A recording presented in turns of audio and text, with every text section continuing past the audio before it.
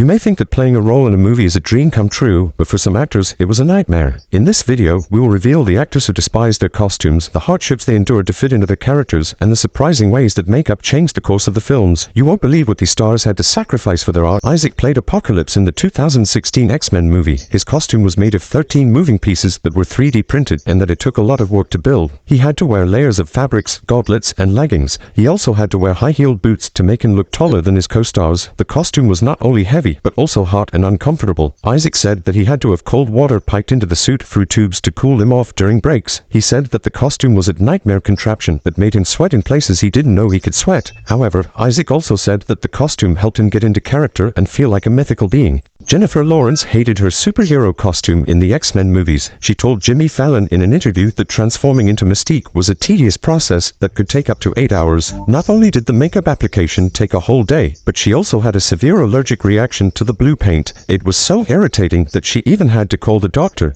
In the second movie, the filmmakers solved this problem by creating a costume for her and only painting her face. How does actress Karen Gillan transform into Nebula? The answer involves a lot of makeup and prosthetics as well as some sacrifices. For the first Guardians of the Galaxy movie, Gillan had to shave her entire head and spend 5 hours in the makeup chair every day. The makeup team used a full-size sculpted bust of Gillan's head to design the 5-piece prosthetic that covered her face and neck. For the second movie, Gillan was able to keep some of her hair and wear a latex bald cap. The makeup time was reduced to 2.5 hours. Gillan also wore contacts, fake teeth to complete her look. Gillan has said that she enjoyed playing Nebula and that shaving her head was liberating. Nebula is a complex and fascinating character, and Gillan's makeup is a big part of bringing her to life on screen. He was thrilled when he got the part, but he also faced many challenges while wearing the heavy and hot prosthetic suit that transformed him into the rock-like superhero. The suit was made of latex and foam and covered his entire body, including his face. It weighed about 15 kilograms and took 4 hours to apply every day. Chiklis said that it was very uncomfortable and claustrophobic to wear the suit and that he sweated a lot inside it. He also had to endure long hours of shooting in various locations and weather conditions. He said that he felt like he was in a sauna all the time and that he had to drink a lot of water to stay hydrated. Despite the difficulties, Chiklis enjoyed playing the Thing and reprised his role in the sequel, Fantastic Four: Rise of the Silver Surfer. Chris Hemsworth is known for his muscular physique and heroic roles, but he surprised everyone with his portrayal of Fat Thor in Avengers. To play the role of Fat Thor, Chris Hemsworth had to undergo a remarkable transformation. He wore a prosthetic suit that weighed about 90 pounds and added more body hair and a beard to his appearance. He also had some devices in his mouth that made his cheeks look fuller. The makeover process took about 3 hours every day, as Hemsworth had to sit in the hair and makeup chair and put on a heavy suit. Hemsworth said it was a fun and liberating experience to play a different version of Thor. Michael Rooker, who played the role of Yondu, had to undergo a complex makeup process to transform into the blue-skin alien. The makeup process involved several steps and materials. First, the makeup artists applied a bald cap and a prosthetic mohawk to Rooker's head. Then, they used airbrushes, brushes, sponges, and glue to paint his face and body with different shades of blue. They also added scars, wrinkles, and veins to create texture and depth. Next, they attached fake teeth and contact lenses to Rooker's mouth and eyes. It took about 4 hours to apply the makeup and prosthetics and another hour and a half to remove them. The makeup process was not easy for Rooker, who had to sit still for long hours and endure the discomfort of the materials on his face. He said that he felt like he was suffocating at times and that he had to drink a lot of water to stay hydrated. To transform Weaving into the Red Skull, the filmmakers used a combination of prosthetic makeup and digital effects. The makeup team, led by David White, created a red pigmented encapsulated silicone Red Skull appliance makeup that covered Weaving's entire head and neck. The makeup consisted of 7 individual pieces, pre-painted, overlaid, and then final makeup applied on actor Hugo Weaving. The prosthetic sculptor Sean Harrison said that he wanted to avoid the Skeletor look from Masters of the Universe and make the Red Skull look like an actual Red Skull. In some scenes, Weaving wore a mask of his normal face as Johann Schmidt his pre-skull identity, which he peeled off to reveal his real face. This effect was achieved by using digital compositing and facial tracking technology. The makeup process took about 3 hours each day of shooting, and Weaving reportedly disliked it and asked Marvel not to include Red Skull in any further movies.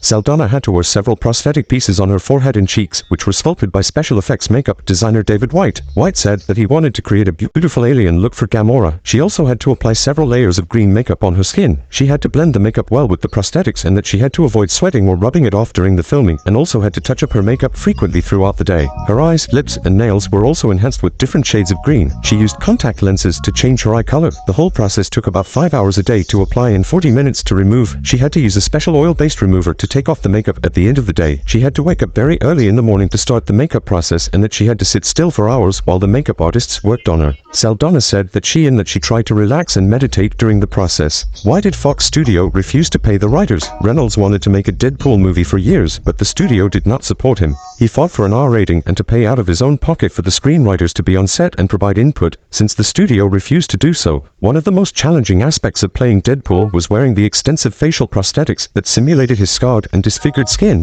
The makeup process took 8 hours to apply and was very uncomfortable for Reynolds. He told Vogue, "They rip up your face as they're coming off." The Deadpool mask had a special feature. The eye sockets could be detached by pressing a button and replaced with different ones. This was useful for some stunts that required better visibility of the surroundings, so that the stuntman could avoid injury. He also had to wear a tight-fitting red and black suit that made him sweat and itch. He said, "It's like a big, red body condom." You might be surprised to learn that the spider that bit Peter Parker was not a visual effect, but a real one. Raimi had access to CGI at that time, but he wanted to make everything on the screen as realistic as possible, even the spider bite. However, there was a challenge. A real Black Widow, the most fitting spider in appearance, was too risky to use on the set, so he asked biologists for help and auditioned different spider species. The winner was a spider with the scientific name Steatota grossa, which is naturally brown in color. To fix this, the spider was given makeup, like a real actor. This demonstrates how much care was taken for small details. Heath Ledger did isolate himself in a motel room for about 45 days to prepare for his role as the Joker. Ledger said in an interview that he spent a month in a hotel room in London where he worked on his voice, posture, and personality for the character. He also said that he stayed in a hotel room in Sydney for another few weeks where he wrote his Joker diary and experimented with different makeup designs. Heath Ledger's performance as the Joker was so stunning and terrifying that he scared his co-stars Michael Caine and Maggie Gyllenhaal during the filming of The Dark Knight. According to Caine, who played Alfred Pennyworth, he was so shocked by Ledger's appearance and acting when he first saw him in the elevator scene that he forgot his lines. He also said that Ledger was the best actor he had ever seen. Gyllenhaal, who played Rachel Dawes, also said that Ledger was on a whole other level and that it was hard to look at him when he threw her off the roof. Ledger's performance as the Joker earned him widespread acclaim and a posthumous Oscar for Best Supporting Actor. In her first appearance in Suicide Squad, Robbie wore a costume that was inspired by the Arkham video games and the singer Debbie Harry.